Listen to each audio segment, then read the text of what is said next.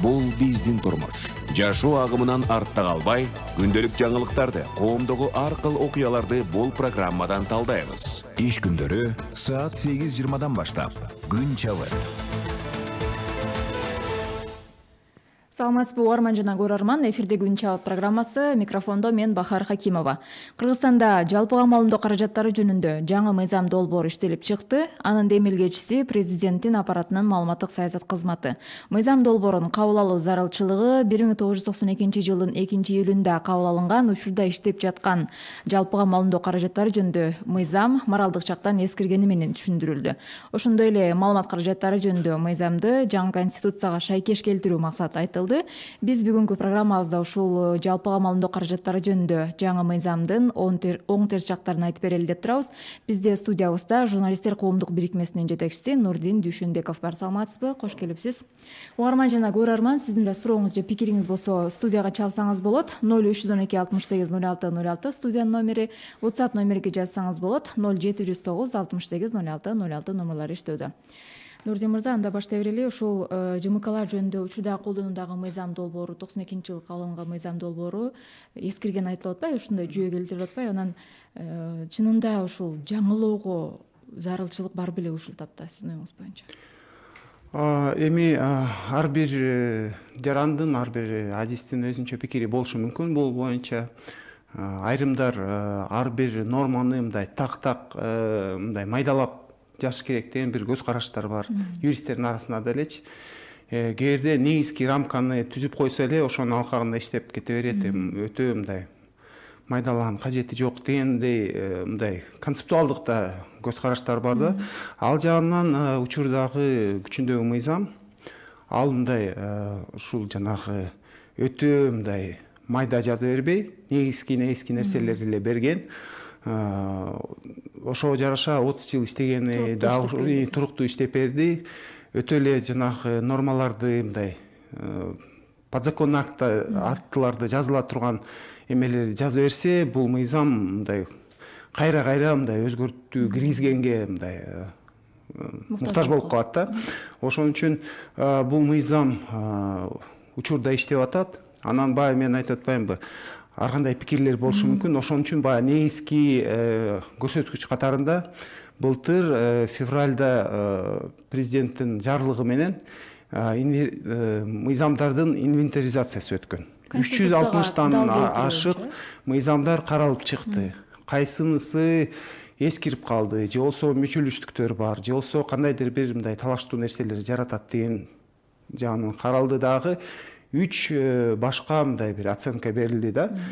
Айрымдар жокко чыгыш керек деп, кээрлер мындай маанилүү мындай олуттуу өзгөрүү киргизгенге муктаж, кээрлер болсо жөн эле койсо болот дегендейчи, мындай муктаж эмес, өзгөртүү киргизгенге муктаж эмес.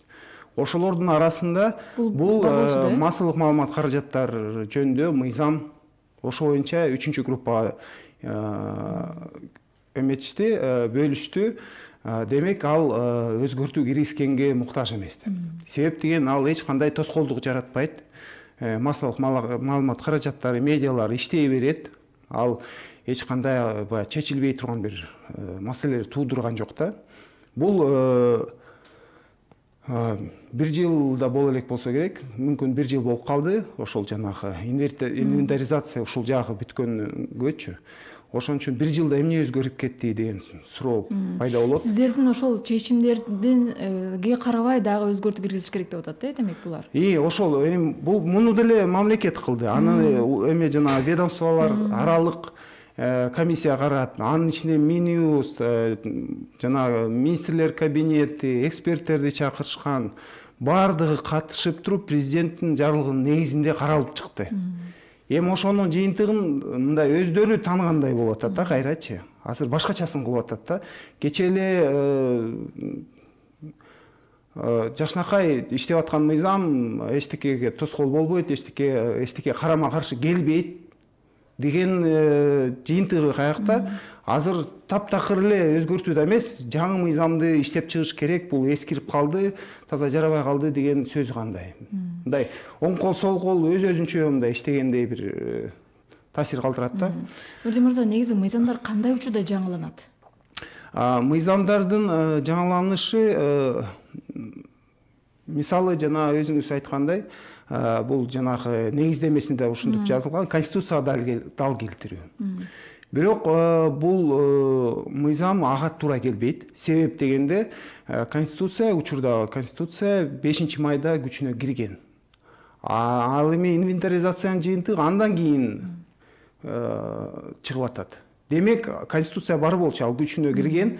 Ошондо ал карама каршы келбегенден кийин андан бери конституция өзгөргөн жок. Бул мыйзам өзгөргөн жок. Анда эмнеси дал келбей калат? Бул бир. Экинчиден, жарандык кодекске туура эмес келет, ошо дал келтириш керек дейт. Жарандык кодекс 1998-жылдан бери күчүндө. Бул мыйзам, күчүндөгү мыйзам 1902-жылы кабыл алынган. Ошондо булар бири-бирине мындай карама каршылык жаратпай, дал келип эле ушу бир 25 жыл, 26 жылдан бери келатат. Анан кандай эле азыр туура эмес келип калды. Бул жанагы эмеси, чын айтканда, бир топ жана негиздемелери мындай суу кечпегендей, негизсиз болот. Ошо негизсиз болуп атат да. Бул бир. Экинчиден, шашылыш жасалганы мындай дароо эле көрүнүп атат. Себеп дегенде, ким окуп көрсө, жана министрлер кабинетинин сайтына коюлган, ал жерде расмий тилде гана берилип атат. Мыйзам долбоору дагы, ошондой эле негиздемеси дагы. Эми баарыбыз билебиз, мыйзам кандай талап кылат. Жок дегенде мамлекеттик тилде сөз түрдө болуш керек. Негизи эки тилде тең, бизде расмий мамлекеттик тил болгондон кийин эч бирөөсү мындай тебеленбеш керек, эки тараптуу болуш керек. Анын үстүнө билесиңер, бизде Кыргызстанда 74% кыргыз тилдүүлөр, алар ошондо бул уже эмеси башталып калды да, талкуу, коомдук талкуу. Анан уже бир жумадай өтүп кетти. Анан кандай болуп калат? Кыргыз тилдүү, мисалы, расмий тилде эркин билбегендер бул талкууга катыша албай калабы? Ошондо 4-төн 3%, 3 бөлүгү таза эме мүмкүнчүлүк берилбей атпайбы? Анткени мен деле которо алам кыргызчагачы, бирок бул эме болбой калат да. Толук катмагы жетпей калат, толук кандуу болбой калат. Анын үстүнө дагы бир нерсе, мыйзамдарда, негизи укук жөнүндөгү актыларда, эгерде эки тилдеги редакциясы бирдей болбой калса, мамлекеттик тилдеги редакциясы үстөмдүк кылып кетет. Ал оригинал болуп эсептелет. Буякта оригиналдын өзү жок. Бул эмне деп түшүнсө болот. Ошон үчүн жана Институт Медиаполис өзүнүн эмесин берди, кыскачасын менимче дагы толуктап берет болсо керек. Алар ошо айтып атат, башка бир өлкөдөн көчүрүлүп келинген. Болгондо дагы терс жактарын калтырыптыр, дагы тескерисинче мындай прогрессивдүү, мындай жакшы нормаларды же өзгөртүп жиберди, же жок кылып жиберди. Алып салыпчы. Эми айла жок, ошого ишенип баштайт экенсиң. Себеп дегенде, мына жакта мамлекеттик тилде версиясы жок экени ошондон мындай, ошонун далили болуп туруп атат да, көрсөтүп атат. Биз бир канча мүнөттөн кийин ошол мыйзамдагы негизги беренелер, негизги кууптуу делген беренелер кайсылар, ошолорго аз токтолобуз. Азыр болсо кыска жардама бар экен, угуп алалы. Марал айналгысында жарнама. Сонундуктун жана жөнөкөйлүктүн айкалышы. Француз даңазасы менен Елисейские поля турак жай комплексиндеги жашоо. Кенен жашыл аймак курулуштары азаян. Европалык стиль. Авангард стиль курулуш компаниясынан Елисейские поля. Рахаттуу жашоо. Ишиңиз илгери болсун. Илгерилетмек бизден болсун. Жарнама үчүн 0551 20 10 00. Угарман жана көрөрман, Маралдын түз эфиринде күн чабыт программасын угуп жатасыз. Биз бүгүн жалпыга маалымдоо каражаттары жөнүндө иштелип чыккан жаңы мыйзам долбоору жөнүндө сөз кылып жатабыз. Бизде студиябызда журналисттер коомдук бирикмесинин жетекчиси Нурдин Дүйшөнбеков бар. Сиздин да суроо же пикириңиз болсо байланышка чыксаңыз болот. 0312 68 06 06 0709 68 06 06 номерлары иштөөдө. Нурдин мырза, ушул сиз айтып атпайсызбы, орус тилинде болгон үчүн көпчүлүк катмарга бул мыйзам долбоорун талкуулоого катышпай албай калат депчи. Мисалы ушул медиа коомчулуктун өкүлдөрүн бул мыйзам долбоорун иштеп чыгууда чакырылдыбы, кимдер иштеп чыкканы боюнча сиздин билгиңиз барбы? Биз тааныбаган эле бир медианын өкүлдөрү болбосо, биз мындай атай сураштырдык да, бул каяктан мүмкүн бирөө качып калды, бизге айтылбай калды, биз укпай калдыкпы десек, институт Медиаполис ал көбүнчө ушу юристтер иштейт, медиа менен байланышкан юристтер, алар бүт мыйзамдар менен ар дайым иштеп келишет. Аларды билбейт экен, Центр медиа развития деген бар экен, алардан сурадык, алар билбейт экен, биз билбейбиз. Анда билбейм кайсы журналисттер менен, кайсы медиа менен талкуулашып, мен билбейм. Мүмкүн чын эле башка өлкөнүн журналисттеринен сураганбы, ал жагына эчтеке деп айта албайбыз да. Мен таанаган журналисттер катышкан эмес да. Эми ушул мыйзам долбоору биз кабыл алынса сөз эркиндигине мындай чектейт деп айтып атпайбыз, медиа эксперттер дагы айтып жатышат. Ушул мыйзамдагы сиз карап чыксаңыз керек, талдап чыксаңыз керек, эң кооптуу делген кайсы беренелерди белгилейт экенсиз? Андай беренелер көп эле. Себеп дегенде бул жанагы айтпадымбы башында, эки концепция бар. Бирөөсү мындай жалпысынан жазат, негизги нерселерди. Кээ бирлер майдалап жазат. Бул майдалап жазган эме көлөмү бир 3 эседей көбөйдү да азыркы учурда мыйзамга карата. Анан бир мисалды келтирейин. Орусча цитата кылган туура келип атат. Түшүнүп атасам эмне үчүн? Веб-сайт в информационно-телекоммуникационной сети интернет подлежит регистрации как сетевое издание в соответствии с настоящим законом деп атат. Бул эмнеден кабар берет? Бул жерде мындай эме жок да, мындай оговорка деп коет да.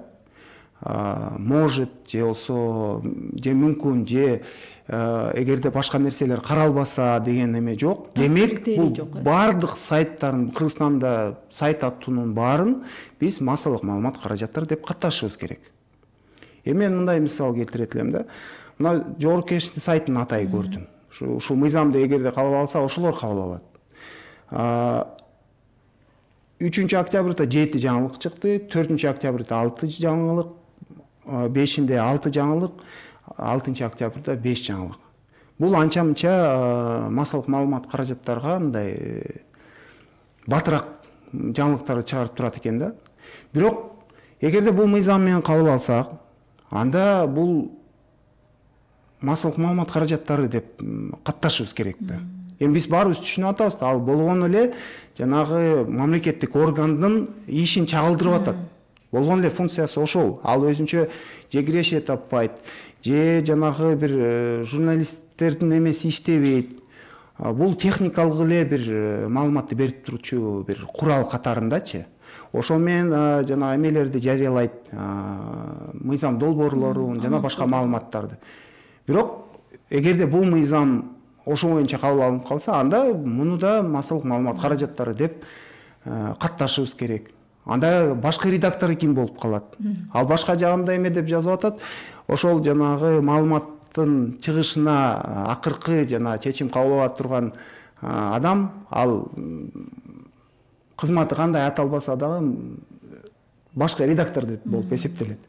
Бул жерде бизде 120 редактор башкы редактор болуп калабы, же төрага башкы редактор болуп калабы. Бул жөн эле бир күлкүлүү бир. Андан тышкары Нурдин мырза, жанагы дүкөндөр бар, ошону айтайын деп башка мекемелер бар. Булго мамлекеттик органдар алар азыраак экен. Анан мен атай карап чыктым, магазин, кафе, спорттук клубтар, секциялар, бассейндер бүт бардыгы бирден сайт ачып алышкан. Эми аккаунттарын жөн эле коелу. Сайттары ал сайтты визга катарында колдонот экен, стенд катарында колдонот экен, доска объявлений, витрина, бардык эмелерди кафе болсо өзүнүн менюсун коюп салат экен. Эми ушунун баары массалык маалымат каражатпы? Же болсо жанагы шеф-повар эмес, ал башка редактор болуп калабы? Жөн эле бир эме да. Эгерде мындай мүмкүн элдерге мындай түшүнүктүүрөөк болсун, автоунаасы барлардын баарын таксист болуп катталып келе дегендей бир эме да. Бул мындай так ойлонулбаган эле нерсе болуп атабы? Так ойлонулбаганбы, же болсо адис эмес жазгандай ушундай бир сезим калтырат да. Анткени мындай медиада иштеп көргөн киши муну жазып мүмкүн эмес да. Анткени түшүнөт бул кандай объем жөнүндө, кандай тоскоолдуктардын баарын жаратат. Эми Кыргызстандын баары журналист башка редактор болуп калбайт. Абсурд болуп атпайбы? Андан тышкары жанагы ушул мыйзамдын ичинде чет элдик жарандар ЖМК негиздөөчүсү боло албайт деген берене турат да. Бул кандай, мисалы, бул кантип аныктайт, мисалы, чет элдик жаранга кантип мындай эмненин негизинде уруксат берет же бербей коет да? Ушундай критерийлер да бар. Ушул да маселе болуп атпайбы? Бул дагы бир мыйзамды мындай эске салып атат. Азыр күчүнө кирип эметкенине бир 6 айда эле болуп калды. Же андан да азбы? Жана фейктер жөнүндө мыйзамды жалган анык эмес, мындай так аты анык эмес маалымат жөнүндө мыйзамда. Ошол жерде биз ошол башында мындай демилгелеп чыкканда эле айтканбыз, мунулар конституцияга да каршы келет, жанагы об административных процедурах деген мыйзам бар, ага каршы келет, жарандык кодекс бардыгына каршы келет. Туура эмес. Анык эмес маалымат дейсиңерде, бирок маалыматтын анык эмес экендигин аныктай турган критерийлер болуш керек, механизм болуш керек, ошону карап чыга турган орган болуш керек. Үчөө тең жок. Анан эмненин негизинде силер анык эмес деп атасыңар? Ушул сыяктуу эле бул жерде дагы уруксат бербейт же бербей коет, а бирок критерийлер жок. Эмненин негизинде? Сен мага жакпай калдың, өткөндө мен менен учурашпай койдуң деген мен ал министрлик чечеби же жөн эле мындай ички түйүм менен, ички сезим менен эмете мындай жакшы эле көрүнүп атат, бере берсек болот окшойт. Мунун бардыгы өзгөчө жанагы кимдир бирөөнүн укугун чектей турган нерселер сөзсүз түрдө так түшүнүктүү эки башка түшүнбөгүдөй жазылыш керек. Мыйзамдын талаптары жалпы эмеси, эрежеси ошондой да. Бул чет элдик жарандар деп атпайбы? Ошондо мындай четтен келе турган, сырттан келе турган каржы булагындагы чектөө болуп калбайбы? Ада болуп калышы мүмкүн. Эми бул жанагы мазмуну так жазылбагандан кийин, критерийлер так жазылбагандан кийин көбүнчө жанагы избирательное применение деп коет да, ошондойго алып келет да. Мен мисалы чиновник болуп ошол министрликте отурсам, мен каалагандай калчашым мүмкүн да. Мисалга кандай максат менен ал башка нерсе. Мүмкүн жогору жакта түшкөн буйрук мененби, же болсо ошондон бирдеке өндүрүп алам деппи, бул коррупцияга да жол ачып атпайбы? Мындай түшүнүксүз нормалар ал түз эле коррупцияга алып келет. Мисалы, же мындай же тигиндей чиновник чечти болсо, анда ошонун колуна түшүп атасың да. Анан ошонун көңүлүн алыш керек, анан ошондой. Биз ошон үчүн айтып атабыз, бул мыйзам деги эле мындай жарабайт да. Муну оңдоп да мүмкүн эмес болуп атат да. Жанагы эмелер менен, эксперттер менен сүйлөшүп көрдүм. Анализди жазайын десем, каягынан баштаарын билбей калдым дейт. Себеп дегенде мындай концепциясы да туура эмес, бири-бирине мындай туура келбейт. Айрым жанагы түшүнүктөрү башка жагындагы эмеси менен мындай дал келбейт. Өзү ички эмеси, структурасында мындай алып жулуп ар кайсы жактан чогулта салгандай да. Курама кылып. Анан бул бир чети, экинчи четинен монтип жарым-жартылай талкууга алып чыкканы дагы. Мындай бир топ мындай талаштуу маселени жарата турган нормаларды камтылганы, ошонун бардыгын негизи мен ушу президенттик администрациянын бир бөлүмү алып чыгыптыр. Ошону мамлекет башчыбызды уят кылбай, ошону алып салууну туура көрөт элек да. Ошондо кайрылып атасыздарбы сиздер кабыл албаш керек? Аны азыр биз дагы ошо жана эметип окуп чыктык, таанышып чыктык. Муну дагы баягы жөн эле баягы тияктан алып чыкса же жаңылык болсо, ага карманча каршы туруп эметкен бул максат эмес. Андайга барбаш керек. Биз деле мындай таанышып атабыз. Анан ушу бүгүнбү эртең биз эмени даярдап атабыз. Мындай примерно эмеси даяр болуп калды. Жарыялайбыз, биз өз позиция сөз түрдө билдиребиз. Анын үстүнө коомдук талкуу болуп аткандан кийин менче монтип муну башынан эле кетирген кемчилдиги жанагы медиа тараптагы жана практик адистерди, теоретик адистерди катыштырбаганы болуп калды да. Юристтерди себеп дегенде эмелер, мисалы биз улак жөнүндө мыйзам кабыл алсак, улакчыларды катыштырбай мындай өзүбүз мындай чала түшүнгөн боюнча жазгандай болуп калат да, бул андай болбойт да. Ар бир мыйзамда сөзсүз түрдө ушул тармакта иштеген, ошол жерде тажрыйбасы бар, ар кандай ситуацияларды баштан өткөргөн ошондой адистер бул болот, бул болбойт, муну иштебейт, муну жарабайт деп эмесин пикирин айта алат. Ошондо мынчалык сынга учурай турган долбоорлор чыкпайт. А эгер ушул бойдон калып кабыл алынып калса, мындай кимдин кызыкчылыгы үчүн иштеп калышы мүмкүн? Бир эле жеке адамга иштеп калышы мүмкүнбү? Же бир топко мисалы? Бир топко да иштеши мүмкүн. Бийлик деп коебуз, мындай жалпаштырыпчы, жалпы түшүнүк кылып. Аларга да иштеши мүмкүн. Жерлердеги чиновниктерге да иштеши мүмкүн. Деги эле мисалы жанагы анык эмес маалымат жөнүндө мыйзамда айтпадыкпы? Ошол жерде да биз айтып атабыз. Эгерде мына Марал ФМ жакшы иштеп атат, силердин конкурентиңер чыкты дейли. Анан атай уюштуруп эле арыз жазып койсо эле силердикин токтотуп салыш керек да. Ушундай бир нерсе болуп атат да. Ошон үчүн бул мындай недобросовестный конкуренцияга да жол берет. Анткени ушундай көп мындай чийки нормалар көп экен да. Дагы бир мисал, мындай деп атат, 11-чи статьясында 1-чи бөлүк 3-чү пункт. Отказ государственной регистрации возможен только по следующим основаниям дейт да, санап чыкты. Ошолордун арасында, если наименование, название, примерная тематика или специализация СМИ представляет собой злоупотребление свободой СМИ. Муну не деп түшүнсө болот? Бул злоупотребление деген эмне? Аталыштын өзү злоупотребление болот атса, кайсы аталыштар злоупотребление, кайсылар злоупотребление эмес. Каттоодо айтылат. Ошону отказ, ошонун негизинде каттабай коет экен. Эгерде алар мисалы ар кандай эмелер болушу мүмкүн да, баягы кастыкты жараткан, же болбосо же порнография, же эми ал боюнча мыйзамдарыбыз бар, конституциянын өзүндө жазылган. Алар болсо анда бияка жазып деле керек жок. Ал айтат, мына конституцияга туура келбейт, бул мыйзамга туура келбейт деп эле чектеп кой. Бул анда бул дагы кошумча бирдеке злоупотреблениялар. Кандай түрдөгү злоупотреблениялар? Аны ким чечет? Кимдин көз карашы боюнча ал злоупотребление болушу мүмкүн. Ушу сыяктуу мен мындай арасынан эле айтып аткандарым да. Негизги эмелери ушул болуп атат. Анан блогерлик боюнча мисалы мыйзам берени бар экен, жана ар бир маалымат тараткан жаранды ЖМК катары каттоо депчи. Ошондо кандай болуп калат? Блогерлер дагы ЖМК болуп катталышы керек болобу кандай? Блогер дагы блогер менен да чектелсе эчтеке эмес го.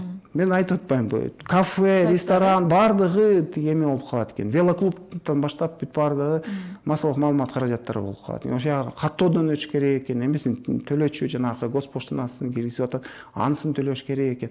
Бир топ мындай бир кантип чечилери түшүнүксүз бир эмелер жаралат да. Негизи бир четинен алганда, мисалы азыр Кыргызстандын эң чоң жетишкендиги бул сөз эркиндиги деп айтып келебиз го дайыма. Ошол учурда баягы ашынган блогерлик дагы көп сындалып келет. Ушул негизи блогерликти мындай ЖМКны өзүнчө карап, блогерликти мындай кантип жөнгө салса болот? Экөөнү тең мындай бир эле мыйзам мындай иштеп кетеби же өз-өзүнчө болуш керекпи? Бул биздин башыбызга келген эле маселе эмес. Дүйнө жүзүндө ушул маселе туруп атат. Бирок муну ушундай жол менен чече албайт. Биринчиден бул мыйзам чече албайт. Мен мындай ишенимдүү айта алам.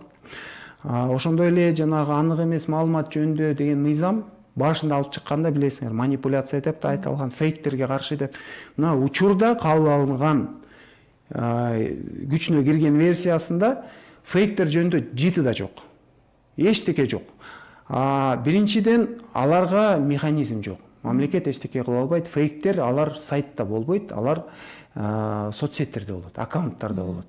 Демек ал түз эле жанагы Facebooктун, Instagramдын ошолордун ээлери менен сүйлөшүп туруп, ошолор аркылуу чечпесең, биздин мамлекетибиз аларга эчтеке кыла албайт, өчүрө албайт.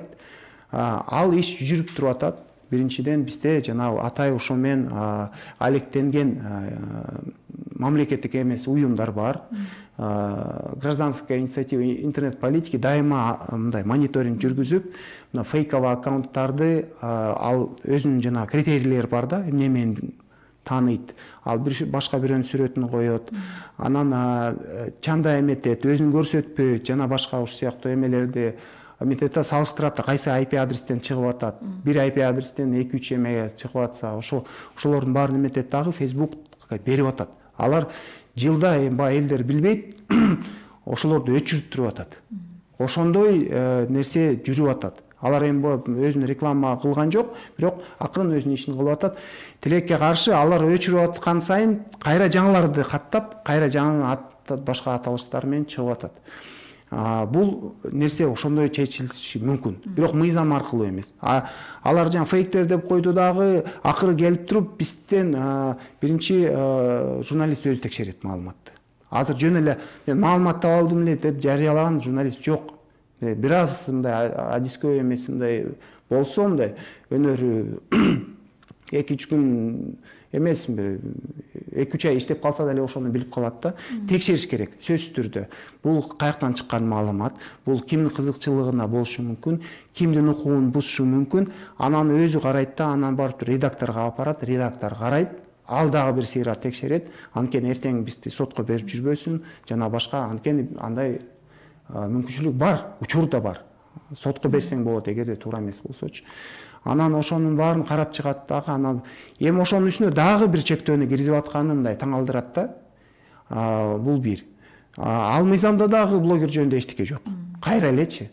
Анан ошондой эле бул дагы туура түшүнүп атам, бир топ жарандарыбыз блогердин дагы ар кандайлары бар. Муну да туура түшүнүшүбүз керек.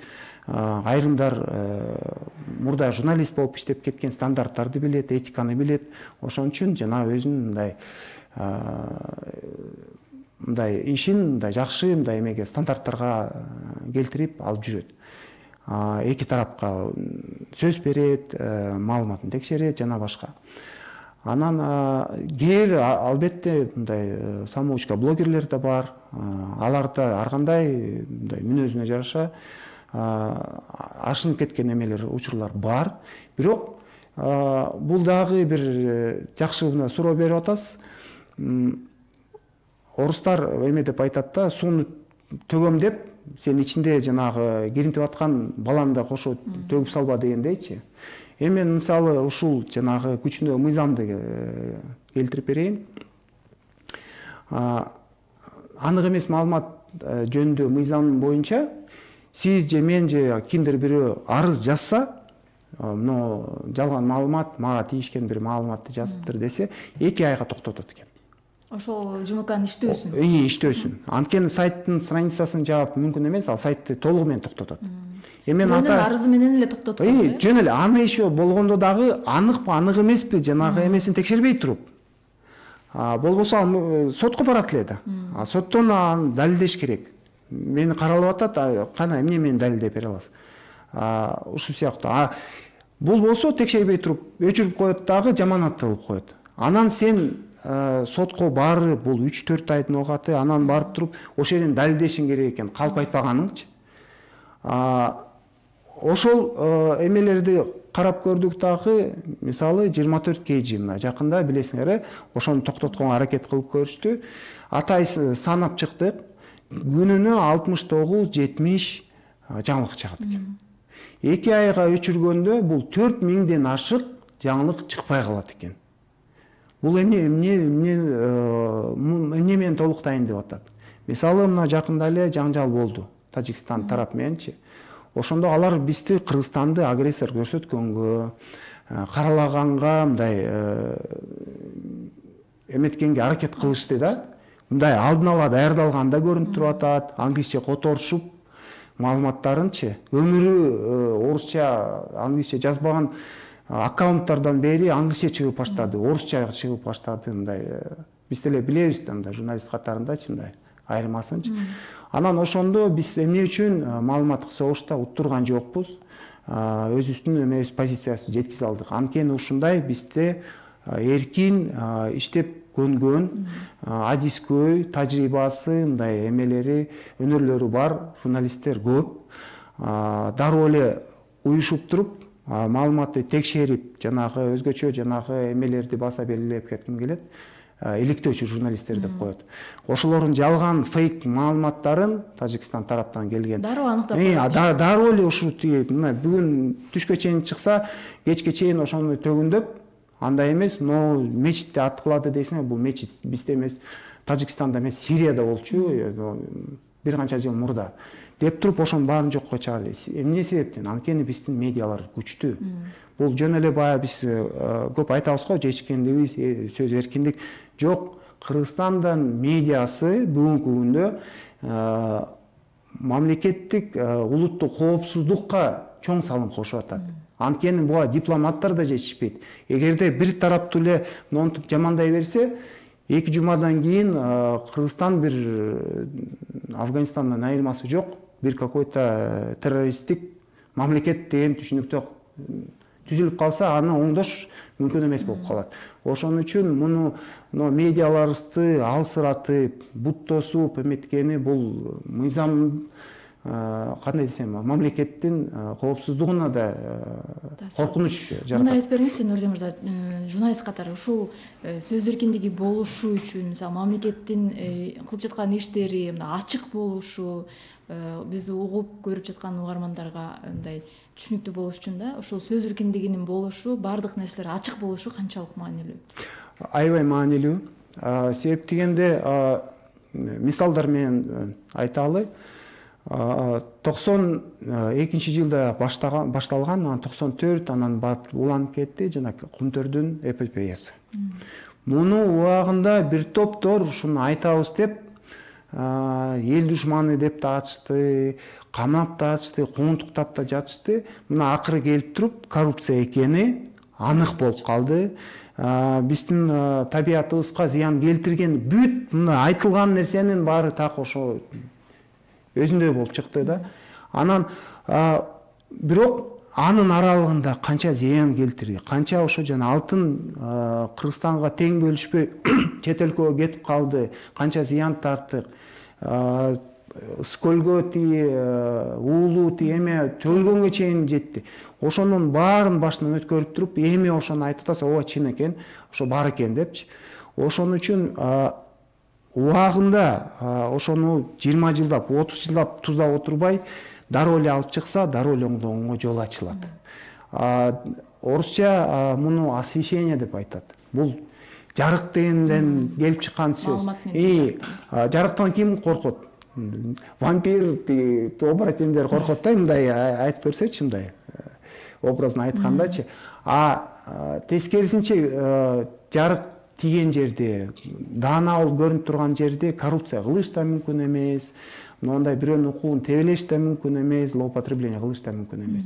Ошон үчүн бул убагында чалдырып турганы эң жакшы нерсе. Анан мен түшүнүп атам, айрым чиновниктерге дагы мындай катуу тийип атышы мүмкүн. Анткени алар жанагы көлөкөдө жүргөнгө көнүп алган. Ошону айтмакчы, мына мыйзамда дагы айтып атышпайбы? Сиз да суроо бердиңиз, кимдин кызыкчылыгына иштейт депчи. Анан ошол жерде мен азыр нормасын мындай так эстей албай атам, мындай цитатасын. Бирок общий мааниси мындай да: эгерде бирөөнү, кимдир бирөөнү улуттук негизде диний көз карашы боюнча же башка эмелер менен дейт дагы арасына элеген кызматына жараша бөлүп турса, же болсо ошого эме зыян келтирсе деген. Ушу жана кызматы деген нерселер жок болчу да, бул жаңылык болуп кирип атат да. Мурдакысында ошо жанагы улут жана башка регион болуп анда жол берилбейт деп эле жүргөн. Жаңылыктардан ушу жанагы кызматтык орду кошулуп калды да. Анын айла жок, суроо берилет. Бул түдөнсү эле атка минелерге тийиштүү болот абы? Ошондой эмеспи депчи, ошонун кызыкчылыгы эмеспи. Мен жөнүндө чалдырбай эле койгулачы дегендей бир эме да. Бул баягы чоң мыйзам болгондон кийин жанагы эмеси арасында кичке эле бир нерсесин катып коюш оңоюраак болуп калат. Анан ошого мүмкүн көңүл бурулбай калабы? Андай эмес. Эксперттер иштеп атат, ар бир нормасын. Анткени азыр биз жөн эле сөз кылып атабыз, мыйзам болуп күчүнө киргенден кийин ошол нормалардын баардыгы, бул мүчүлүштөрдүн баары келип чыгат. бирөөнүн укугун бузганга алып келет, бир редакциянын жабылышына алып келет, жана башка жана башка. Рахмат. Бүгүнкү программабызга бөлүнгөн убакыт соңуна келди. Биз бүгүн ушул жалпыга маалымдоо каражаттары жөнүндө жаңы мыйзам долбоорунун беренелерин жөнүндө маалымат берип, түшүндүрүүгө аракет кылдык. Суроолорубузга журналисттер коомдук бирикмесинин жетекчиси Нурдин Дүйшөнбеков жооп берди. Рахмат убакыт бөлүп келип бергениңизге. Угарман жана көрөрман, эфирдин кайталоосун Маралдын Facebook'тагы баракчасынан көрө аласыз.